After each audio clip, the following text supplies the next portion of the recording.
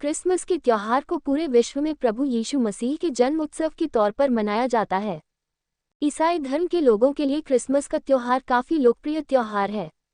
ईसाई धर्म के लोगों को इस त्योहार का हर साल काफ़ी बेसब्री से इंतजार रहता है।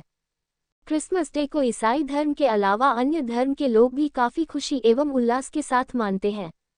ईसाई धर्म के लोग इस दिन चर्च में जाकर मोमबत्ती जलाकर प्रभु यीशु मसीह के समक्ष प्रार्थना करते हैं।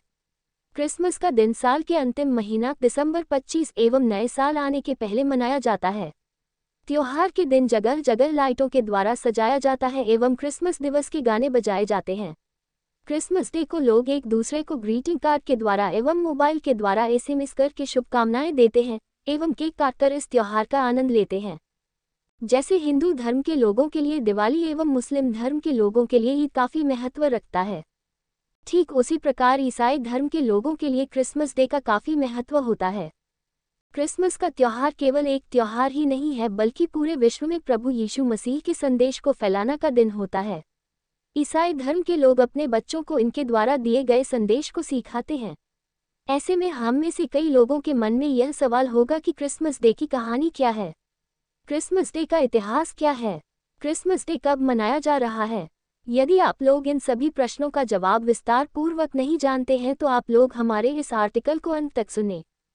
क्रिसमस डे की अगर हम कहानी के बारे में बात करें तो इसका सीधा संपर्क मैरी और यूसुफ के साथ जुड़ा हुआ है। एक दिन मैरी के सपने में एक भविष्यवाणी होती है कि वह एक ईश्वरीय अवतार लड़के को जन्म देगी जो आगे चलकर ईसाई धर्म का भगवान बनेगा। उसका नाम यीशु होगा। जिसके बाद मेरी काफ़ी डर गई लेकिन उसे भगवान के ऊपर विश्वास था। आपको ये बात जानकर काफ़ी हैरानी होगी कि ईसा मसीह के माता पिता ने शादी नहीं की थी। दरअसल उन्हें एक दिव्य भविष्यवाणी हुई थी कि उनके यहाँ ईश्वर का जन्म होगा।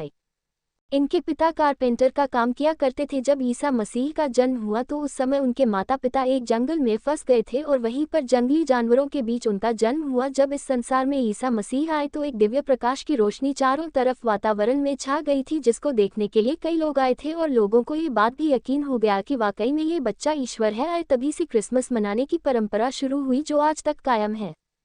Christmas story. जैसा कि आप लोग जानते हैं कि ईसा मसीह के जन्मदिन के संबंध में कई प्रकार की कहानियां बाइबल के अनुसार बताई गई हैं। ऐसा कहा जाता है कि ईसा मसीह के माता पिता ने शादी नहीं की थी। दरअसल इनकी मां मैरी को एक ईश्वरीय संकेत प्राप्त हुआ था कि वह एक ऐसे पुत्र की मां बनेंगे जो खुद ईश्वर के अवतार होंगे और साथ में बड़ा होता राजा बनेंगे और उनकी कोई भी सीमा नहीं होगी। सबसे महत्वपूर्ण बात कि वह मानवता की भलाई के लिए लगातार काम करेंगे। इसके बाद जिस रात जन्म हुआ उस रात काफ़ी आंधी तूफान जैसे हालात हैं जिसके कारण इनके पिता और माता मेरी संकट में फंस गए थे।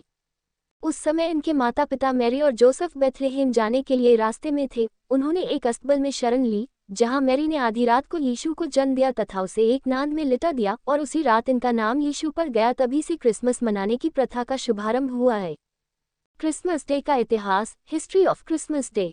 हालांकि 25 दिसंबर को क्रिसमस मनाने को लेकर अलग अलग कथाएं प्रचलित हैं।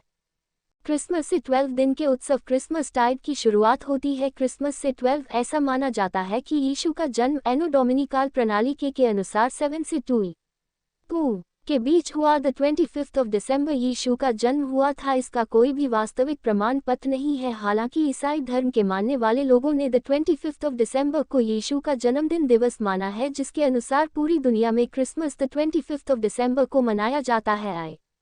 ईसाई होने का दावा करने वाले कुछ लोगों ने बाद में जाकर इस दिन को चुना था क्योंकि इस दिन रोम के गैर ईसाई लोग अजय सूर्य का जन्मदिन मनाते थे और ईसाई चाहते थे कि यीशु का जन्मदिन भी इसी दिन मनाया जाए। इसके अलावा किस्मत के संबंध में एक और भी प्रथा प्रचलित है जिसके मुताबिक गैर ईसाई धर्म के लोगों का विश्वास है कि सर्दी के मौसम में सूरज की रोशनी पर्याप्त मात्रा में मिल सके उसके लिए सूरज की पूजा की जाती है ताकि सूरज और रोशनी दोनों हमें दे सके। उनका मानना है कि 25 दिसंबर को ही सूरज गर्मी और रोशनी हमें प्रदान करता है।